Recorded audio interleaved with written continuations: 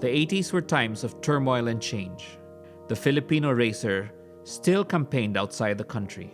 In the late 70s and 80s, local circuit racing took a hiatus. Despite of this, a few intrepid Filipino racing car drivers would race against their fellow Asian counterparts in circuits in Macau, Malaysia, and Indonesia. So from Malaysia, we would go to Penang. We would race in the streets there. It reminded me of Monaco, the race in Penang. We would race in Penang. That's still in Malaysia. Sometimes they will transfer it also to Johor. From there, we would go also to Pattaya in Thailand. We would go there in a contingent, no? Usually it would be, of course, there's Pocholo Ramirez, and then Romy David, Narsing de la Merced, Betong de la Merced, Dante Silverio, one or two more guys, and myself. We would go as a group and race. Rally of Malaysia, I ran 4 times. I ran Rally New Zealand twice. I ran Rally Australia once. I ran Rally USA once. I did Hong Kong, Beijing 3 times. It's different when you're running against guys who are better than you, have better equipment. You try harder, no? And you learn quite a lot. In the meantime, I was running all these rallies abroad, and every time we did that, you would sort of get a douse of cold water, you know, because here, if I didn't win at least second place, I would be disappointed. But when we run abroad, we were lucky to finish number 18 or 19. The level was just so far advanced in the factory teams. And it was good because we learned stuff. We learned stuff from them. We also learned that we really had a long way to go. I think it was running with these guys that, you know, you develop the professional attitude towards rallying. The reason I had to continue racing in Malaysia is because I built a car for the rules set up in Malaysia, which was called supercars, no? It was just one paragraph. That's it. It's free. A part of racing is engineering. You have to be able to prepare and set up the car to give you an edge to your competitor. To me, that was the beauty of racing. And since I had a free hand on that, they gave me a free with that rule of just silhouette racing. Saloon car, you can locate the engine wherever you want, in front, mid, the rear, whatever. I had a mold of a Celica, so I molded the fiberglass body, and then I used the suspensions of an Elfin Formula Atlantic. I had a mid-engine Celica with a BDA engine in it.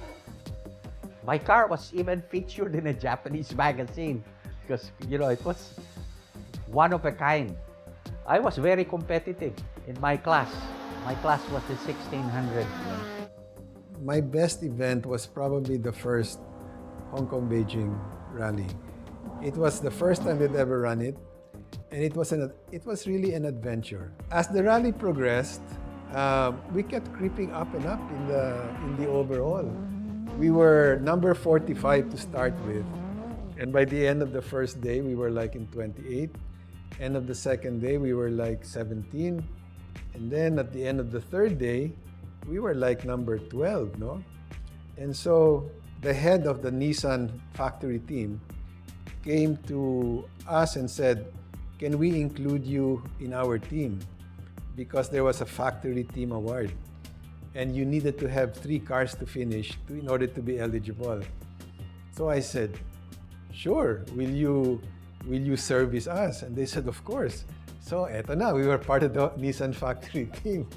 And to make a long story short, at the end of the last day, we were in 7th place. The first 2 drivers, one was in 3rd and the other one was in 5th. So we won. Nissan won the factory team award, and I always like to say thanks to us. because if not, they would not have had 3 drivers to finish and in such a high place. No? So I think that to date, that's probably the best finish for a Filipino team in a FIA rally. The fastest cars were 1600 above, which were composed of turbocharged Celica driven by Tachi, a very well-known fast driver in Japan, and Oshino. And then you have the BMW M1 driven by Hans Stuck, no less by Hans Stuck. And then you had some local guys driving also some other, I remember Kenny Lee that was driving another BMW. But the M1 was unbeatable. And I had a fantastic experience racing with Hans Stuck, you know, because he would, I would see him hit the apex exactly on the same spot every lap, consistently accurate. Fantastic. But the nice thing what happened in Malaysia is that I kept on dominating the 1600 class with that supercar that I had. That Rothmans